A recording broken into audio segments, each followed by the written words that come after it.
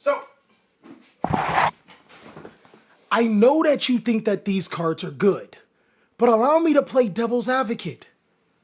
What if they aren't? No, seriously, don't hit the blunt too hard on this. It's just a normal question. We're gonna answer it soon. What's going on with y'all, big dog? And it is an amazing day for Yu-Gi-Oh! I hope that your day is going phenomenal. And if it isn't, don't let what happened at the beginning of your day ruin the rest of your day. To be honest with you, I'm actually compelled to go just a little bit further. Something is telling me since we haven't had Update Monday, I gotta tell you these words. Seriously, if you woke up today, my nigga, you winning. I wanna make it a point of emphasis to sit back and enjoy some of the most simplistic things in life. If you woken up, no matter what situation you're in, you're alive. That means that we can fix the situation and you could be on the top of the mountain very soon. Hang on tight, dog. I know you are gonna make a winner out of yourself. But I know some cards that won't make a winner out of you. These cards, I don't know, man. You might want to consider not playing them.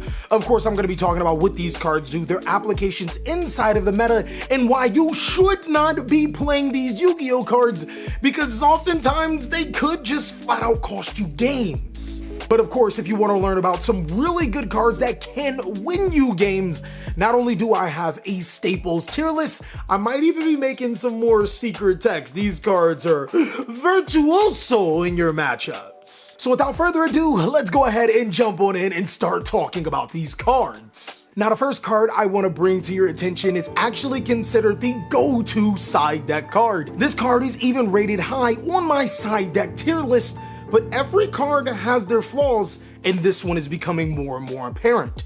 Drolling Logbird is known as the turn ender, preventing your opponent from searching additional times in the Yu-Gi-Oh card game after they've already searched once. Now, normally Drolling Logbird would be good against some matchups, but because of the Fateful Adventure package, both Water Enchantress of the Temple as well as Fateful Adventure requiring you to search multiple times, Drolling Logbird has become cracked, even against decks that don't traditionally search a lot. Your opponent starts off with a Water Enchantress of the Temple, you Drolling Logbird them, they end their turn. Couldn't go better, right?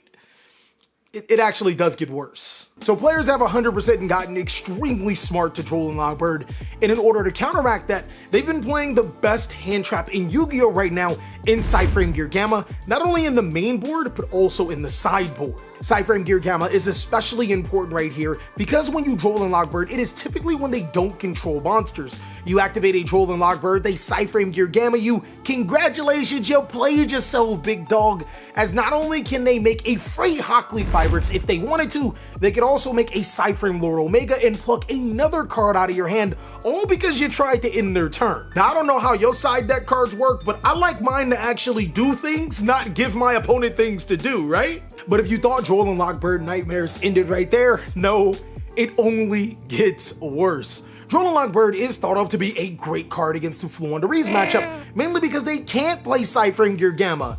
If they special summon, they can't normal summon Fluundereeze. It's like against Drytron, you're winning here. The problem is you're not really winning.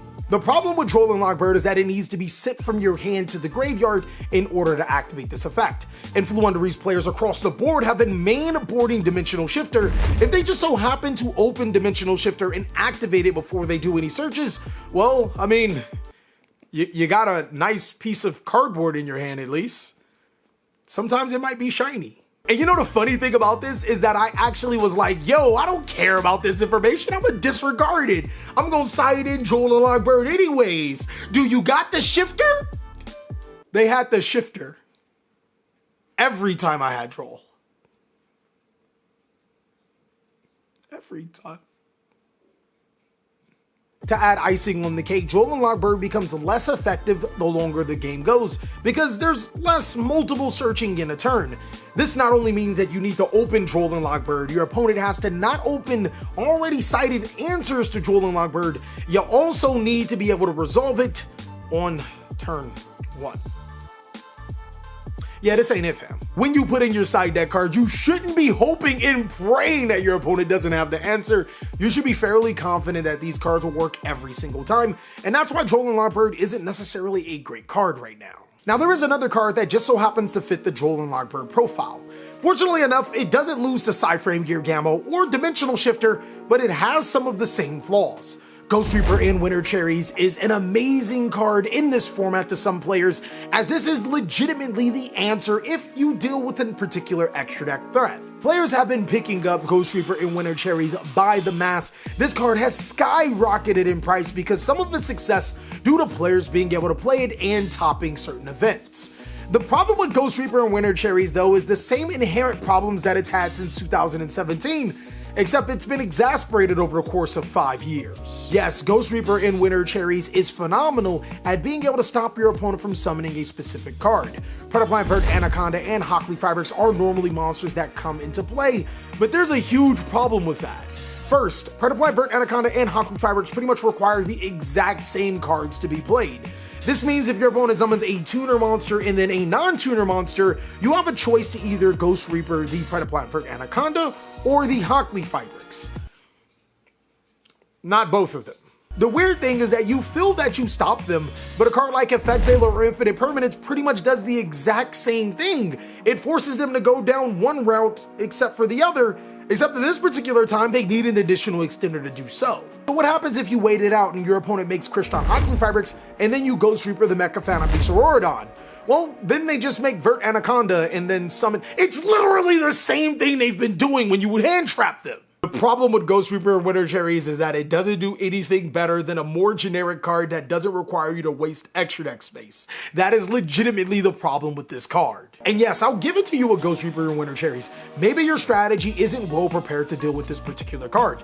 Peron de Four is a card that you can hit when you know your opponent is going to make a Synchro 10, or Prank Kid's Battle Butler is a card that you can hit if you're going against the Prank Kid strategy. But there are multiple problems with this. Now, not only are you waiting to Ghost Reaper for very specific interactions, you must play these cards in either your side deck or your extra deck, giving you less plays to make your own. And to make matters worse, Ghost Reaper and Winter Cherries is only extremely effective when you open it. You have a 34% chance of opening Ghost Reaper and Winter Cherries in your hand.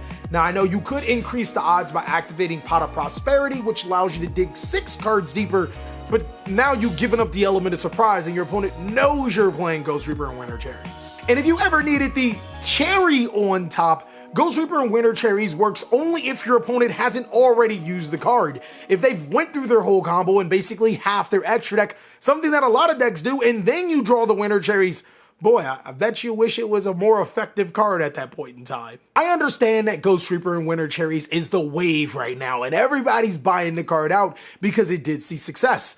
But to be honest with you, you should be picking up Ghost Sister and Spooky Dogwood. That's where the spice is. Yo, seriously, you want to know how many games I would have won if I cited in Dogwood when I went to time? Boy, I'm trying, man, I'm trying. And lastly is the card that you've been waiting on. Artifact Lancia is an incredibly powerful card in this Yu-Gi-Oh card game, and it's used in conjunction with Destiny Hero Phoenix Enforcer to summon itself on your opponent's turn, meaning you can prevent them from special summoning from the extra deck for the entire turn. I gotta say, Artifact Scythe is extremely good at preventing the opponent from playing Yu-Gi-Oh, but there's obviously a lot of problems. So there are multiple reasons why you should give pause before playing Artifact Scythe. Artifact Scythe is an amazing card when everything goes off without a hitch.